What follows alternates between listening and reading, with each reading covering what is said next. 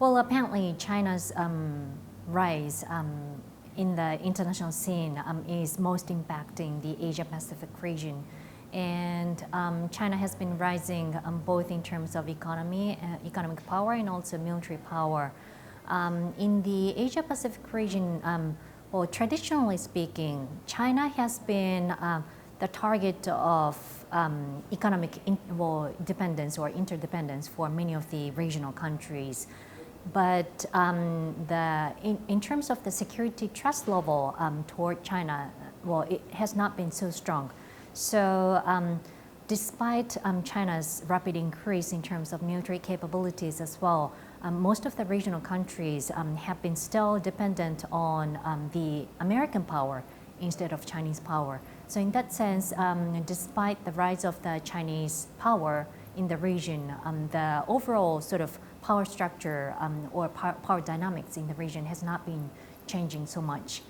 And one thing which has been changing, I would say, a lot is not necessarily the material capabilities, but more to do with the perceptional sort of thing. China has been expanding the influence operations in the region so much.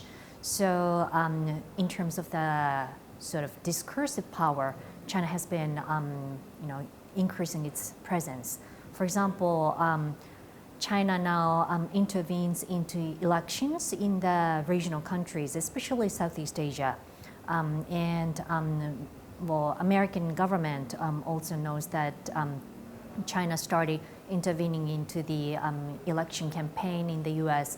In 2022 during the midterm election.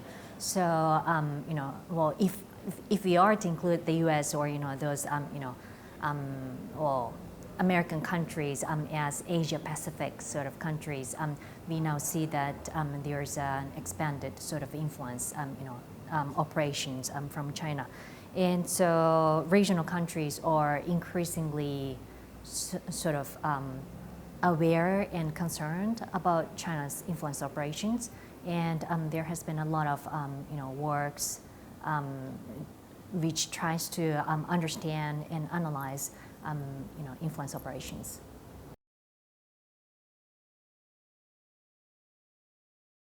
After the Russian invasion of Ukraine, for example, in my country, Japan, there has been a massive Russia-China cooperation in terms of narrative warfare or discursive warfare.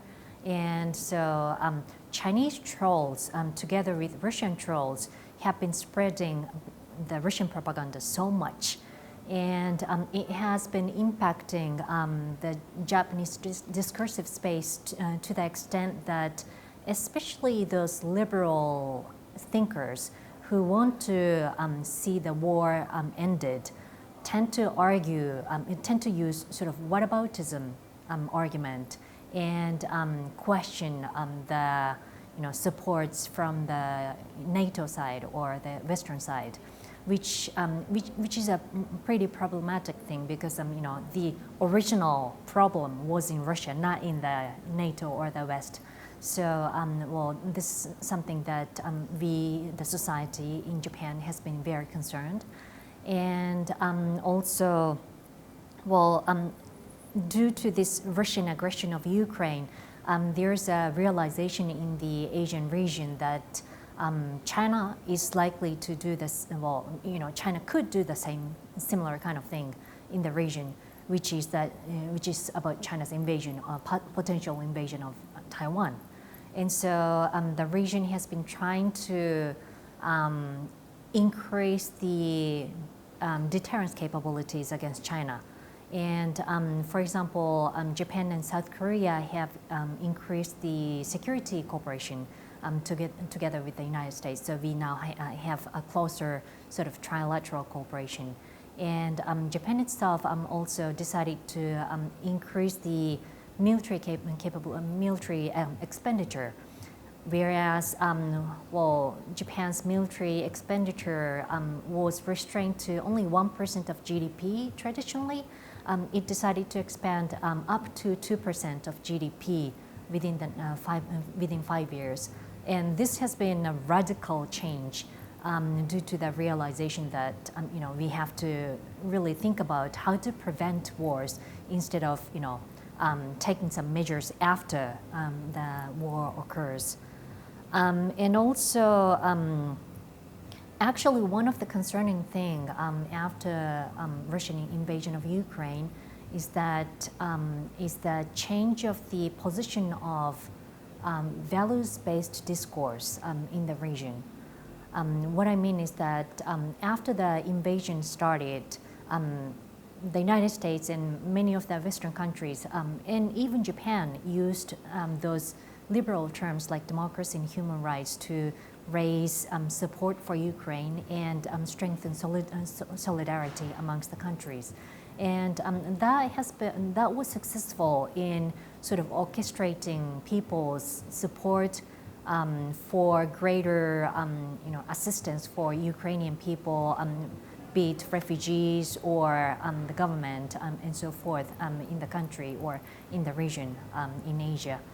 However, because this strengthened discourse on democracy and human rights has been sort of increasing the perception amongst the average people in Asia that democracy is about confrontation with authoritarian countries. Democracy is about fighting against somebody.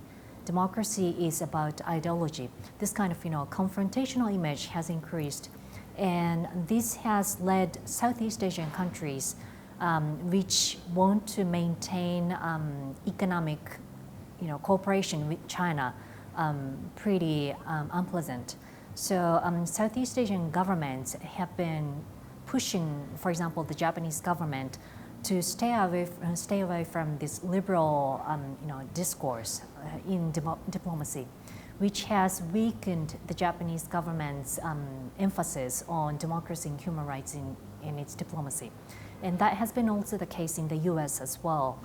So into the second year of Biden administration, they stopped emphasizing democracy and human rights in its foreign policy.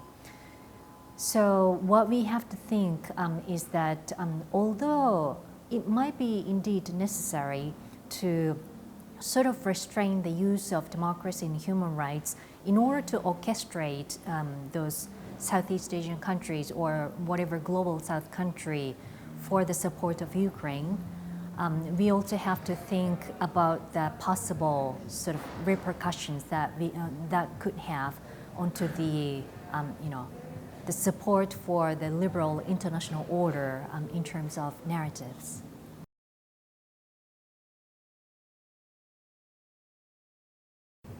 There has not been too much change since Japan joined the sanction against Russia, but this was a case where the Japanese government showed its stance to the world, and not only to Russia. And in that sense, I would say that the biggest sort of impact that has been casted onto, after Japan's joining sanction measures was actually against Southeast Asian countries again.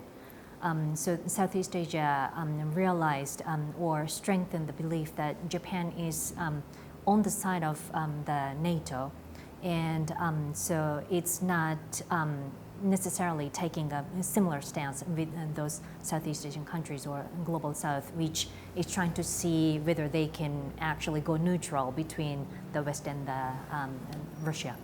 And in that sense, it became slightly more difficult for the Japanese government to negotiate with Southeast Asian countries to obtain their support because there are actually even amongst democratic countries in Southeast Asia, like Indonesia, they do not necessarily behave based on their regime type.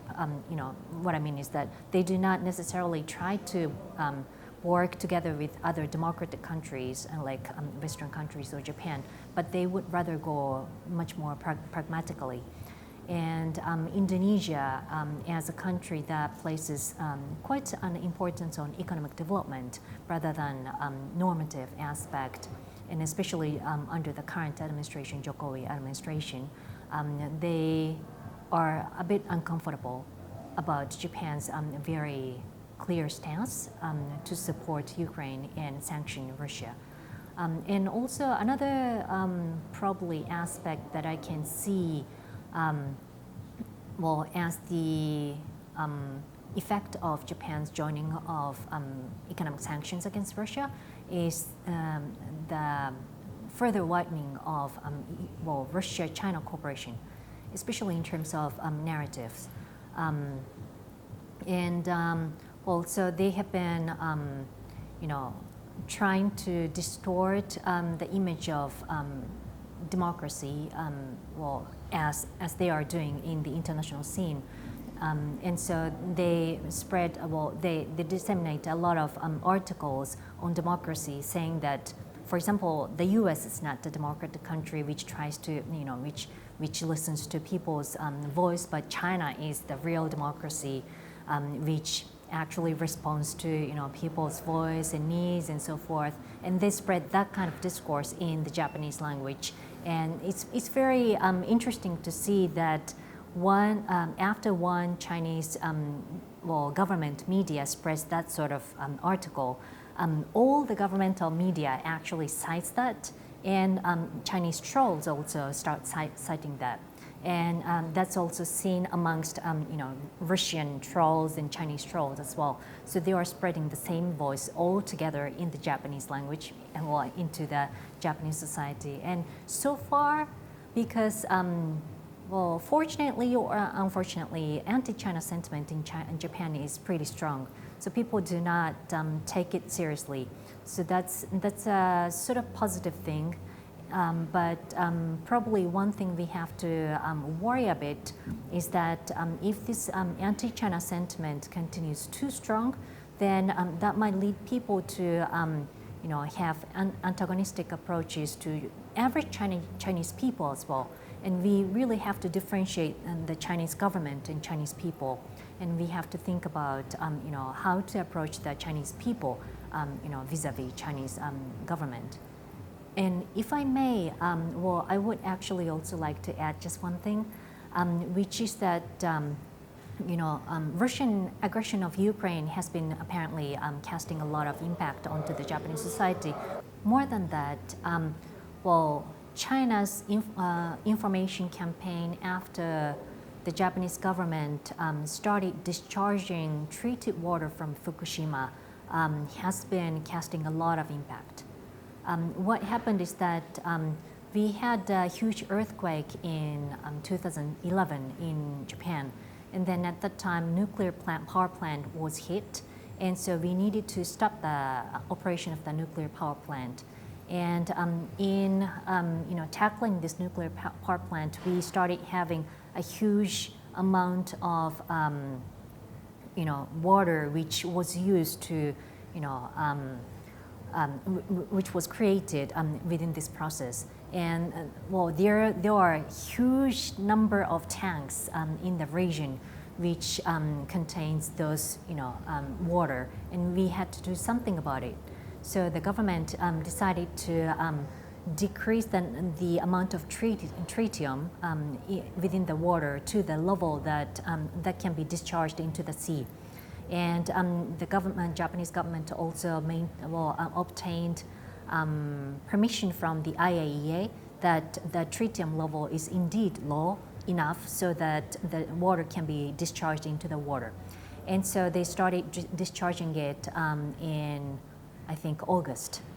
Then China, despite those scientific facts that tritium level is much low enough for the discharging, China started spreading massive amount of disinformation into the Japanese society.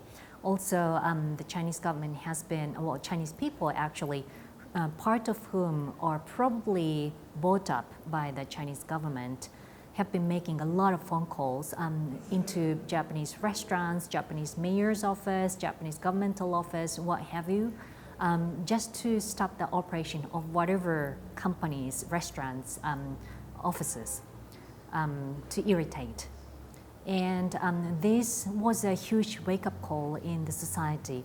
And well, we were concerned that this might actually lead to a heightened confrontation between the two countries, and also we might have actually worse scenario.